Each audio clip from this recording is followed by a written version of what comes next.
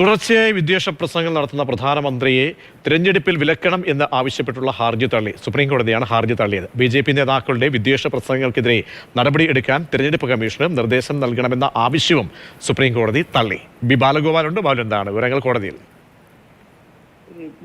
പ്രധാനമന്ത്രിയും BJP നേതാക്കളും തുടർച്ചയായി വിദ്വേഷ പ്രസംഗങ്ങൾ നടത്തുന്നുവെന്നും ഈ തുടർച്ചയായ വിദ്വേഷ പ്രസംഗങ്ങൾ നടത്തുന്നത് ജനപ്രാതിനിധ്യ നിയമത്തിന്റെ ചട്ടങ്ങൾ പ്രകാരം അത് ഗുരുതരമായ കുറ്റമാണെന്നും ആ സാഹചര്യത്തിൽ പ്രധാനമന്ത്രിയെ തെരഞ്ഞെടുപ്പിൽ വിലക്കണമെന്നും ആവശ്യപ്പെട്ടുകൊണ്ടുള്ള ഹർജിയാണ് കോടതിയുടെ പരിഗണനയിൽ വന്നത്. എന്നാൽ ഈ ആവശ്യം അംഗീകരിക്കാൻ സുപ്രീം കോടതി തയ്യാറായിട്ടില്ല.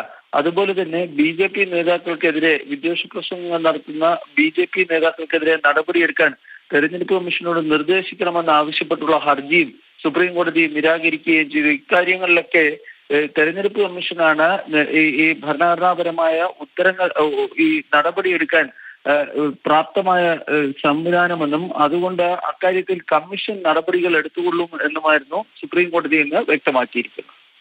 വിദ്വേഷ പ്രസംഗ പരാതിയിൽ പ്രധാനമന്ത്രിക്കെതിരായ ഹർജിയാണ് ഇപ്പോൾ തള്ളിയിരിക്കുന്നത്. ബി ബാലഗോപാലാണ് വിവരങ്ങൾ നൽകിയത്.